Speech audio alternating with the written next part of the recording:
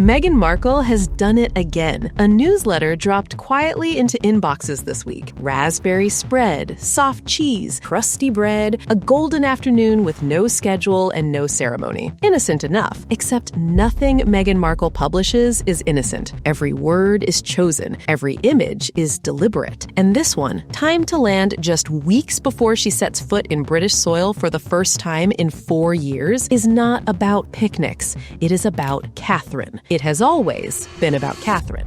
The insufferable Meghan Markle has publicly attacked Catherine, Princess of Wales, again. But it won't work, Meghan. There is no affection, compassion, or support for you. Here is what the newsletter actually says. The best summer tables are often the simplest, a collection of little things guests can enjoy at their own pace, an afternoon that unfolds with no structure, no ceremony, no roles. Read it once and it sounds like a recipe. Read it twice and something else starts to surface, because those words, effortless, unstructured, no pace, no ceremony, are not random. They are the exact opposite of a very specific world, a world Meghan lived inside, walked away from, and has been commenting on publicly ever since. She knows the eyes of the world are on her right now. The UK trip is weeks away. The reunion stories are everywhere. Every move she makes is being watched, and she knows it because she is the one watching it too. So what does she publish in the build-up to the moment she has to walk back into the most protocol-driven institution on Earth? A love letter to informality, a reminder to her audience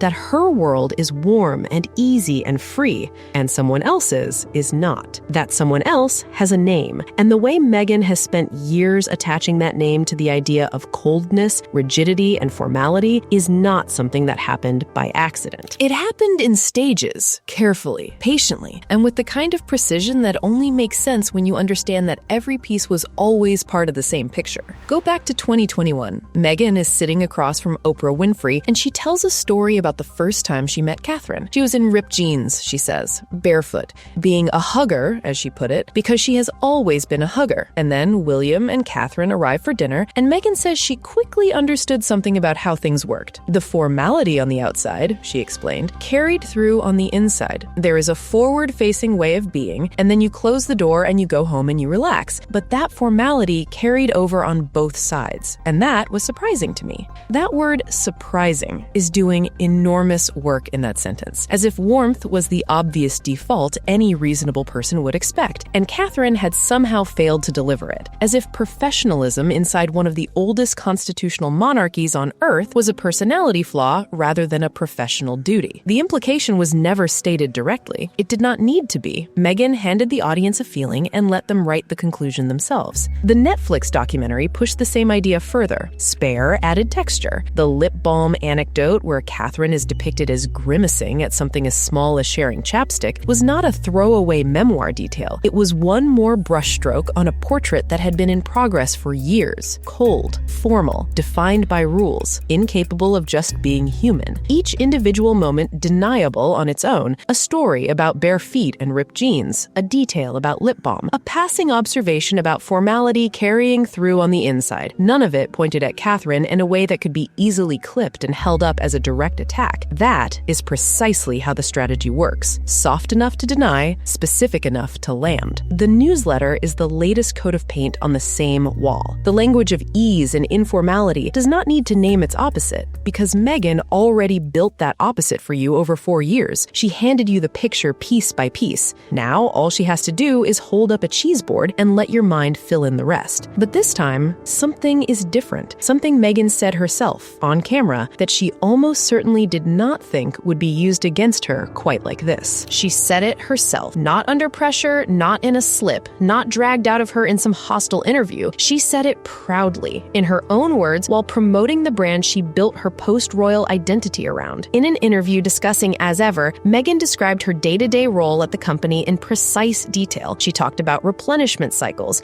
She talked about product strategy. She talked about timing the next drops and figuring out what the next SKUs would be. And then, almost in passing, she listed this. My gosh, I work so hard, and I appreciate what hard work looks like. I like working hard, and I'm still working hard, right? The moment that everything sells out, it doesn't mean that we're done.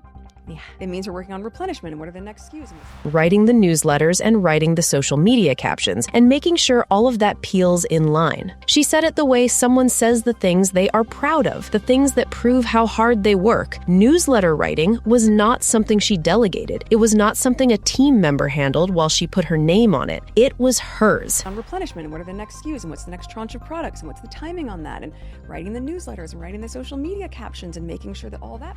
So when someone says the newsletter is just food content, that argument is now closed. The person who chose the word effortless is the same person who sat across from Oprah and used the word formal as if it were a diagnosis. The person who wrote, "Let the afternoon unfold with no ceremony and no roles," is the same person who described Catherine's professionalism as something cold that carried through on the inside. The same hand wrote every single one of those lines, and she confirmed that herself. This matters more than it first appears, because the entire architecture of this strategy depends on deniability. It depends on the gap between what is said and what is meant being wide enough that no single moment can be held up as proof. You can dismiss one interview. You can explain away one documentary. You can say a newsletter about picnics is just a newsletter about picnics, but you cannot say all of those things and also tell the world on camera that you personally write every word your brand publishes. You cannot claim the attack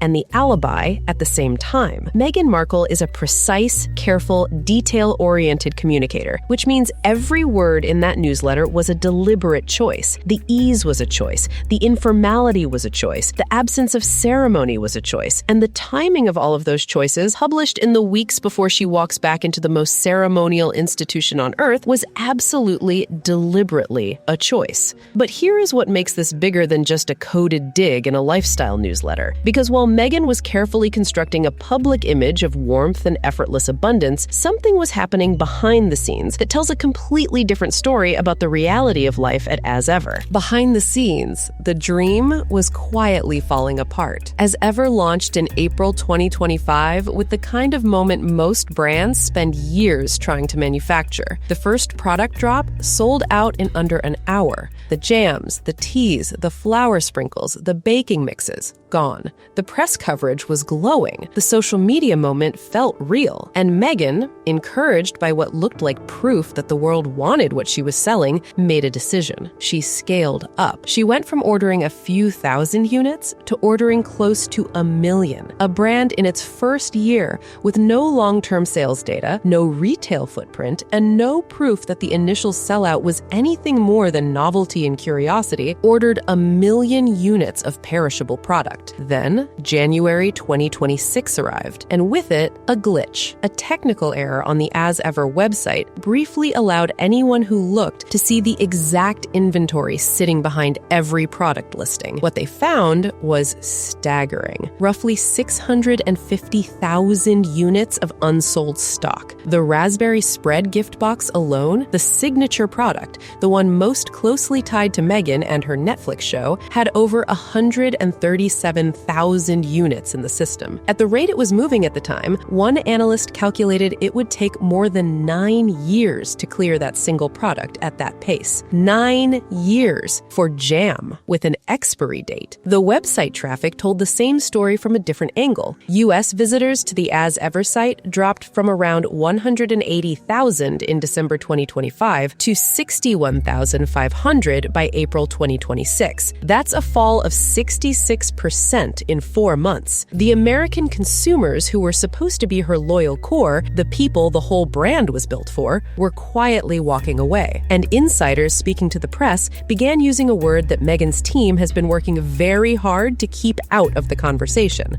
bankruptcy. One source put it plainly: unless there is some miracle up their sleeve, there might not be any saving this business. Now, hold that image for a moment. A warehouse in California, somewhere between Los Angeles and Montecito, stacked with hundreds of thousands of jars of raspberry spread and flour sprinkles and baking mixes, all of them sitting under fluorescent lights, all of them moving toward an expiry date that does not care how many newsletters get published between now and then. And the woman responsible for that warehouse just published a newsletter about effortless abundance, about tables that feel full and generous and unhurried, about golden afternoons with no pressure and no structure and no roles. She wrote about ease while sitting on a $5 million problem. She wrote about simplicity while managing a supply chain catastrophe. She wrote about the joy of little things while the little things were quietly expiring on a shelf. That is not a lifestyle.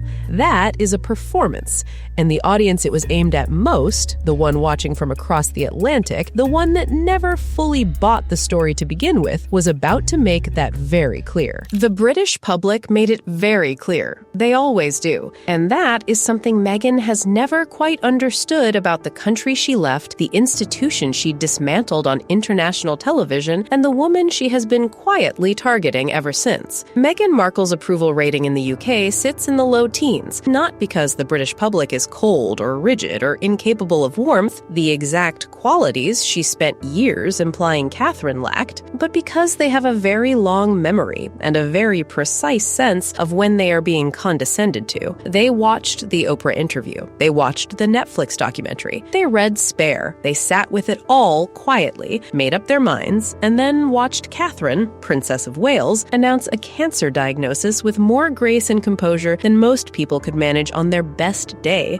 And they made up their minds again. Catherine polls above 70% in the UK, consistently, across demographics, across age groups, across the parts of the country that rarely agree on anything. That number does not come from a good PR team or a carefully worded statement. It comes from years of showing up without a newsletter explaining how authentic you are, without a podcast describing your journey, without a lifestyle brand asking people to believe you were just like them while selling them $12 flour sprinkles. Britain notices the difference between someone performing warmth and someone simply having it. Within hours of the newsletter dropping, British royal watchers had found it, screenshotted it, and pulled it apart across social media. The conversation that followed was not about the cheese board. It was not about the raspberry spread or the soft cheese or the golden afternoon. It was about the audacity. A woman who called their most beloved institution cold and unbearable, who walked away from it and spent 4 years telling the world she was right to leave, publishing a love letter to informality in the weeks before she has to land back on British soil and remember which way to curtsy. The British public did not miss it. They never miss it. But the UK audience is only half of the problem Meghan did not see coming. Because while Britain was pulling the newsletter apart from one direction, something else was happening that cuts even deeper into the strategy. The trip itself, the return, and what the people closest to the palace are quietly saying about what it actually means. The people closest to the palace are not calling it a reunion. They are not calling it a reconciliation, and they are certainly not calling it a fresh start. Royal biographer Tom Bower used language that left very little room for interpretation. What we are seeing, he said, is the couple effectively crawling on bended knees back to Britain. His argument is straightforward. The commercial options in America have narrowed dramatically. The Netflix deal, the podcast, the memoir, the speaking circuit, none of it is generating the income or the cultural relevance they were counting on. As Ever is struggling. The celebrity world that was supposed to embrace Meghan has kept a careful and very deliberate distance. Major celebrities are reportedly dropping association with her. Hollywood, which was supposed to be the next chapter, turned out to be a door that never fully opened. And so the one thing they walked away from, the one thing they spent years criticizing and dismantling in public, has become the most valuable asset they have left, the royal connection. The thing you cannot manufacture, the thing you can only inherit or marry into, and which you cannot get back once you have burned it down in front of a global audience. But returning to Britain means returning to everything the newsletter was pushing against. The protocol, the hierarchy, the curtsy, the rules about what you wear and where you stand and how you address people and in what order. It means being in a room where they are not the most important people. It means standing somewhere in a line of precedence that begins with the king, moves through the Prince and Princess of Wales, and reaches the Sussexes somewhere considerably further down than Meghan has ever been comfortable with. Prince William, by multiple accounts, is livid. Royal insiders have described his door as bolted shut. Catherine, who has absorbed years of public attacks with extraordinary composure,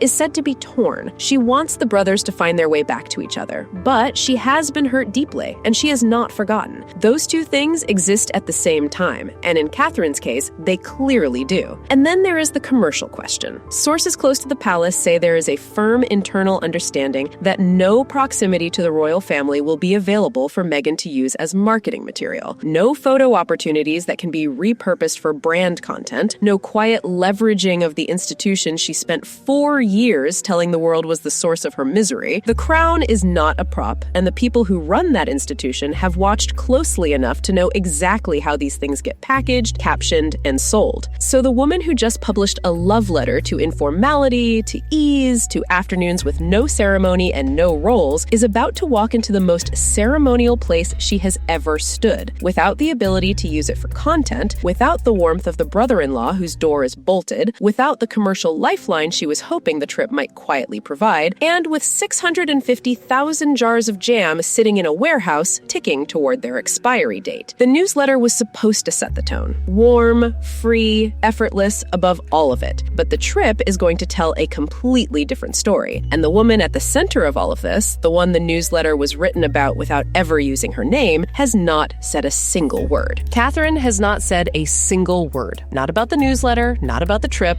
not about the jam, the cheese board, the love letter to informality, and the 4 years of carefully constructed narrative that preceded all of it. She has said nothing, and that silence is not weakness. That silence is the whole point. When the newsletter dropped, and the coded language of informality and ease was aimed in Catherine's direction one more time, the contrast it was trying to draw landed somewhere completely different than intended. Because the woman the newsletter was pointing at as cold and formal and rigid had just shown the world what it actually looks like to carry something devastating with grace. And the woman writing the newsletter was sitting on a collapsing business, a warehouse full of expiring jam, and a UK trip that royal insiders are describing as a rescue mission dressed as a reunion. The strategy did not just fail, it backfired, because the audience Meghan was writing for had already watched Catherine handle something no brand deal, no newsletter, no artisan cheese board can fake. And they remembered. The British public remembered. The global royal watchers remembered. Even the American consumers who quietly stopped buying the jam remembered, in their own way, that authenticity is not something you can write into existence with good copy. Meghan Markle has done this before, and she will almost certainly do it again. The pattern is too established, too consistent, too deliberate to simply stop. But something shifted with this newsletter. The gap between the story being sold and the reality everyone can see has become wide enough that even the most generous reading cannot bridge it. A woman publishing effortless summer content while her business edges toward bankruptcy, while royal insiders describe her return as crawling back, while the door of the brother-in-law she humiliated in print remains bolted shut, that is not ease. That is not simplicity. That is not a golden afternoon unfolding at its own pace. And Catherine, Princess of Wales, without saying a single word, without publishing a single newsletter, without selling a single jar of anything, remains exactly where she has always been, doing the job, holding the line, and winning quietly every single time. So tell me, my beautiful people, did Meghan Markle finally go too far this time, or has she always been this calculated and we are only just catching up? Tell me below. I am Jane Expose. Subscribe and stay close, because when that plane lands on British soil, we will be here, frame by frame, word by word. See you in the next one.